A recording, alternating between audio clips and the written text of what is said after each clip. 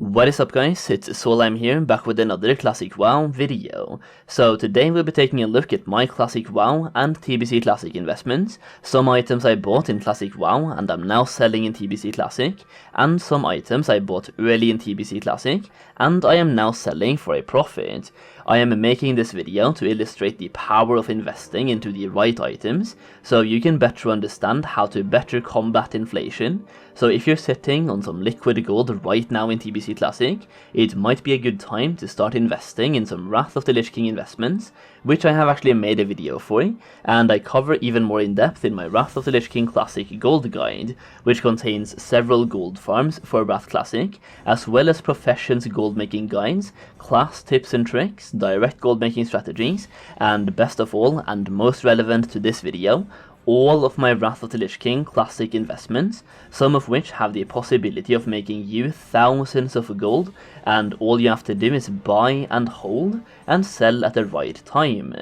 Now I know what some of you might say, as more and more people learn about these investments, they will be worth less and less, and while that is partially true, I will also give you guys several examples in this video of how investments can still make you absolutely rich, no matter how many people know about them, because some of my best TBC investments have been available in the public and watched by thousands of people. So let's get into some of my investments and look at what I bought them for and what I'm selling them for. Sadly, as I have not been using TSM when buying most of these items, and Nexus Hub only tracks prices for roughly 3 months back in time, it is pretty difficult to actually provide visual proof of what I bought them for. But if any of you have a way of tracking the price of items through time, like for example if you've been doing regular TSM scans with TSM Premium, or you're using add-ons like Market Watcher and have been doing regular scans,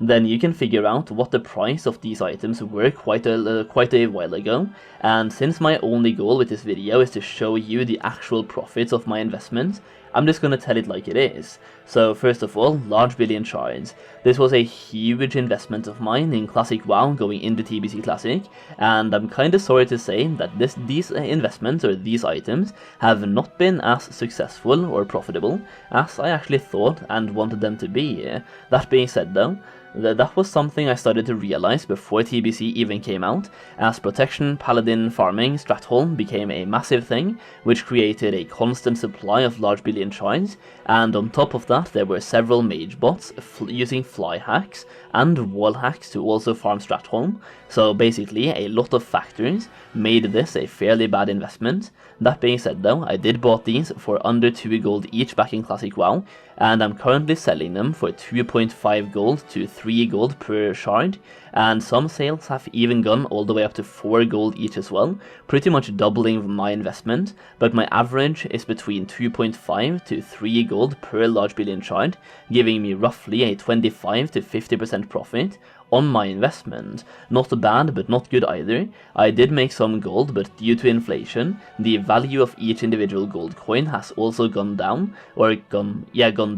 so overall this is actually a net loss. Next up then, another pretty huge investment of mine, ghost mushrooms. I've already sold over 1,000 of these and still have 700 left to go, and I bought these from between 50 silver to 1 gold each. I started buying them at 50 silver in Classic WoW and kept buying them until they were selling for more than 1 gold. If we go a little bit overboard, we can say I spent 1 gold each on the ghost mushrooms, even though in reality it was more like 70 silver each, and right now I'm selling them for an average of 4 gold each. I've sold some for 5 gold and I've sold some for 3 gold, but most of them are being sold for above 4 gold. That is a 4 times return on my investment, and as I bought almost 2,000 of them, I've basically turned 2,000 gold into 8,000 gold, or to be even more precise, since it's 1,700, I've turned 1,700 gold into 6,800 gold.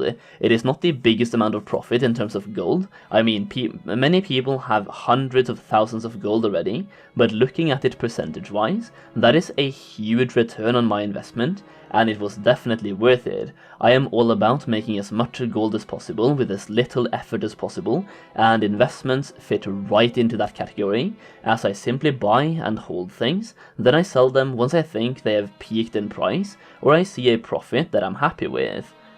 Alright then, another investment that I made, this time in phase 1 of TBC Classic,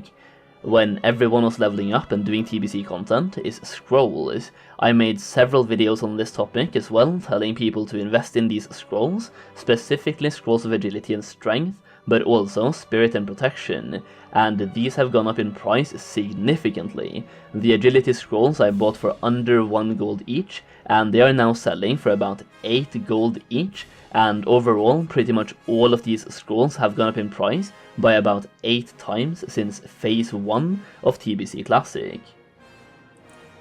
Another small investment that I made was Nightmare Scenes. I thought these would be used later in TBC Classic for progression raiding, specifically in Black Temple and Sunwell Plateau, and I was absolutely correct. Well, at least they are in higher demand now than they were. I bought these for 50 silver each in phase 1 of TBC Classic, when everyone was farming herbalism and nobody was using them, and right now they are selling for 6 to 7 gold each, giving me a 12 to 14 times return on my investment. That being said though, I categorize this as a small investment, as I only bought about 400 of them, for 200 gold total, so even with a 12 times return, that is only 2,200 gold profit.